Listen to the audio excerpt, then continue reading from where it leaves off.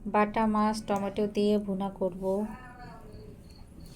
প্রথমে কড়াইটি বসিয়ে দিলাম চুলায়। কড়াইটি একটু বেশি করে গরম করে নেব।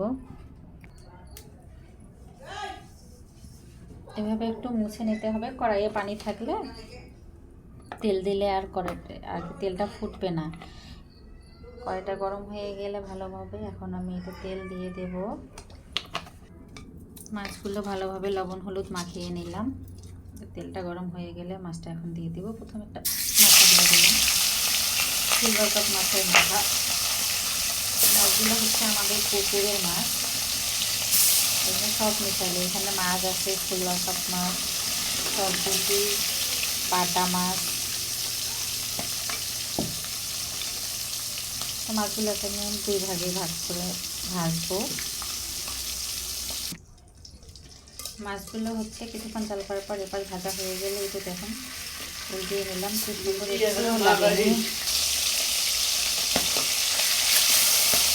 মাছগুলো হচ্ছে আমি হালকা করে ভেজে নেবো, যেহেতু হচ্ছে এগুলো টাটকা মাছ। টাটকা মাছটা হচ্ছে হালকা করে ভেজে খেতেই কিন্তু অনেক মজা লাগে। তো মাছগুলো আমার ভাজা হয়ে গেছে, এখন উঠিয়ে ফেলবো। মাথাটা আরেকটু ভাজবো।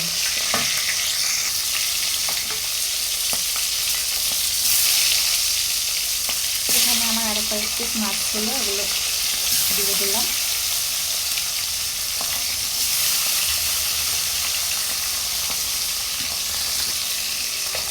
মাছগুলোকে হচ্ছে আমি দ্বিতীয়বার একইভাবে ভেজে নিলাম।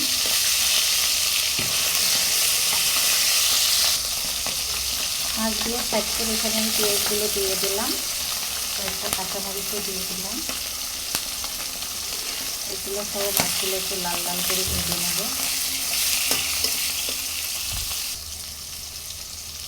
তো মাছগুলোকে হচ্ছে এখন আমি উঠিয়ে নিয়ে ওখানে হচ্ছে আমার কেটে রাখা টমেটোগুলো আমি এই পেঁয়াজের মধ্যে দিয়ে দিব।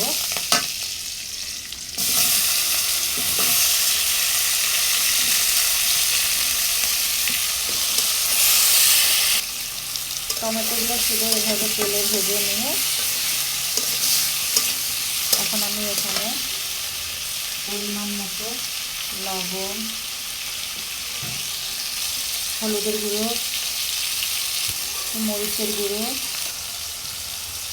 পরিমাণ মতো পেঁয়াজ বাটা, একটু সরিষা বাটা দিয়ে এখন একটু ভালোভাবে কষিয়ে নেব। একটু কাঁচামরিচ বাটা দিয়ে দিলাম। এখানে আমি একটু গরম পানি দিয়ে দিলাম। মাছগুলোকে আমি দিয়ে দিলাম। পানিটা দিয়ে মাছটা একটু কষিয়ে নিলাম। এখন হচ্ছে আমি একটু ঝোলের পানি দিয়ে দেব। এখন আমি গরম পানি আরেকটু অ্যাড করে দিয়ে দিলাম। এই তো ঝোলটা যখন ভালো ফুটবে তখন আমি ধনিয়া পাতাগুলো দিয়ে দিলাম এর মধ্যে। টমেটো দিয়ে এই মাছ রান্নাটা আপনাদের কাছে কেমন লাগে অবশ্যই একটু লাইক কমেন্টস করে জানাবেন। দাঁড়াও, এই তো আমার রান্না শেষ। ধন্যবাদ সবাইকে, আল্লাহ হাফেজ।